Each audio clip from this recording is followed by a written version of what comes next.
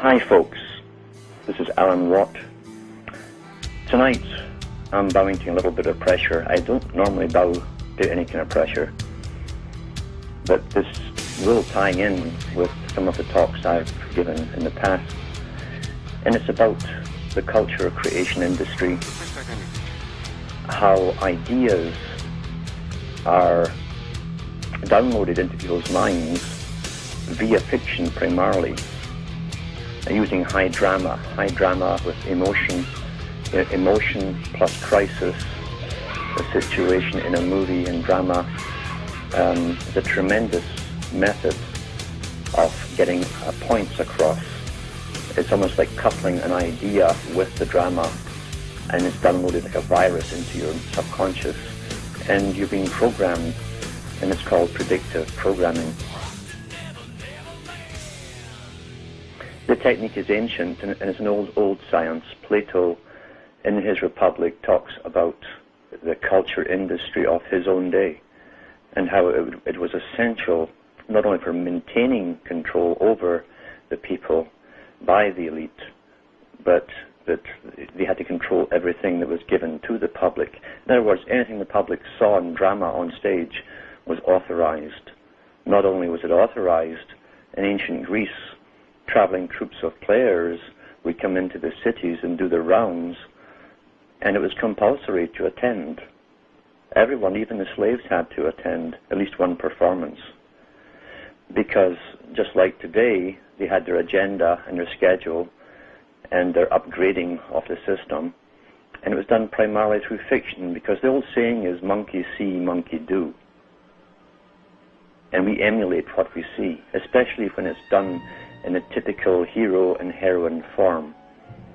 The male will project himself into the hero's part and identify with the hero character, and the female, at least in the old days before all the vast estrogen stuff in their food and so on, and inoculations, the females used to look towards the heroine.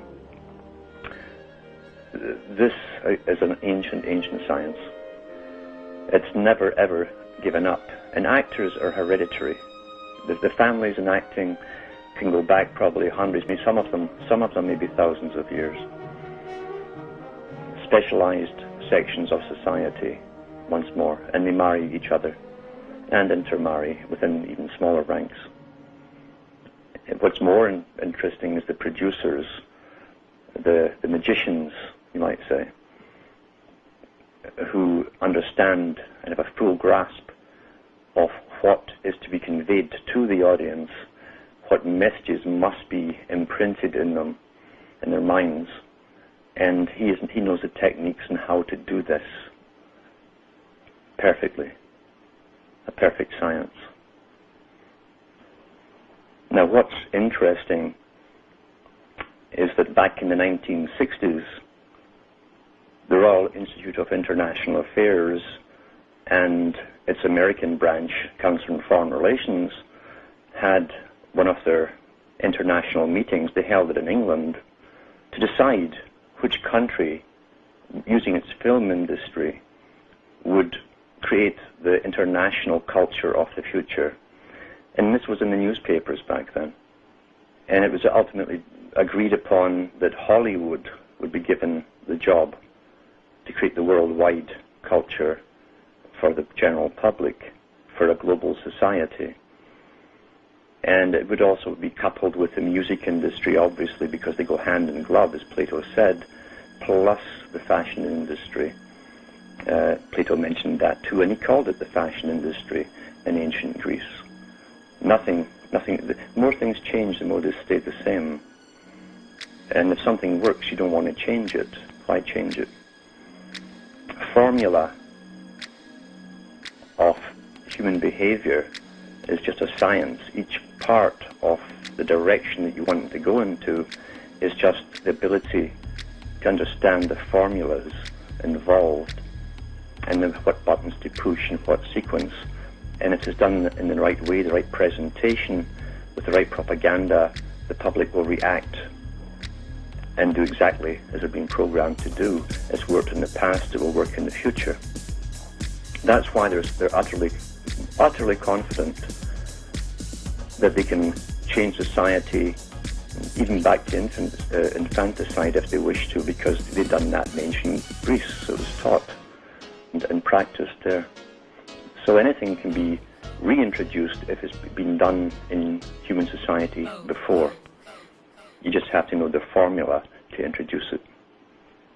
So Hollywood, this amazing industry, probably one of the biggest exports now, maybe the only one left in the US apart from the military.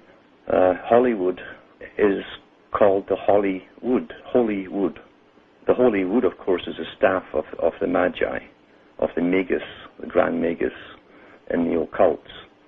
He waves a wand and everything is altered, changed. He casts a spell. And it's portrayed even in the cartoons with Mickey Mouse with his little wand, as he's dressed like the wizard. And little stars, 5-pointed stars, come from the wand. Earth, air, fire, water, spirit, the 5 points. That's what it means. High drama. And in the ancient Middle Eastern legends, all the holy men there had their staff. We even find it in the Old Testament as Moses has the little contest with the Pharaoh's Magi, and they play it changing sticks into snakes and back again, which is a good trick. But the trick of conducting a spell over the audience is by using a staff, the holy wood. The holy wood also, on another level, is the grove, because in ancient times and in the present times, the bigger boys like to meet in specialized places across the planet in their holy groves. Very, very important. There's much more to this even in Jewish folklore about the groves. And Moses' brass serpent that was coiled around the staff that had made, it's all allegory, of course, for something else, which I understand, but supposedly it was placed in a grove surrounded by trees, and that was a special place for the higher Magi to meet. Some movies will show you the understanding within Hollywood, at least in the director's part. Many of the actors don't even understand it themselves, but the directors and producers certainly do. And some of the bigger ones are given the information and they're advised on how to get it across to the public. It's not that they have geniuses within Hollywood, per se. It's because their job is to program us as we go into the future, always. Hollywood has been an essential part of government, especially in the United States. There are books out on Hollywood's involvement with making war movies. They churned out I don't know how many war movies in World War II, and they had the full cooperation of the American military and the use of squadrons of tanks and ships and everything to make it very, very realistic, to get the recruitment going to fight the Nazis and then the Japanese. Tremendous part of propaganda, and it's never stopped. And even today, the Pentagon admits they have funded some of the bigger movies to do with war and Jarhead and all this kind of nonsense to get the young guys in, recruits.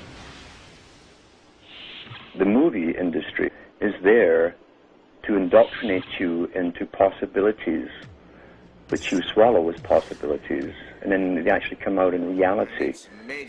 This technique has been used very effectively since the BBC, in fact, first started up as a radio station for World War I, and they used plays and dramas in serial form, so that you should tune in every day to get the next part of the exciting story. And it always made sure that it was a cliffhanger at the end of the hour. And then, sure enough, everyone tuned in the next day at the right time to get the next part of the story. But in amongst the drama, they were getting propaganda to do with World War I and why the young guys should join up and how much they'd be respected by the women, and they'd be heroes. And this is how the technique is used upon the young people's minds. That's why they don't use older guys in the military. except for generals and so on. Young guys think they're immortal. They want, because of the tribal instinct within them, they want to be a hero. They want to stand out and save the tribe. That's what sports are portraying too. That which you see in a movie form becomes acceptable subconsciously, so that when it comes in reality, you don't react to it. You're familiarized with the idea. And in the movie, of course, it's always presented as a necessity.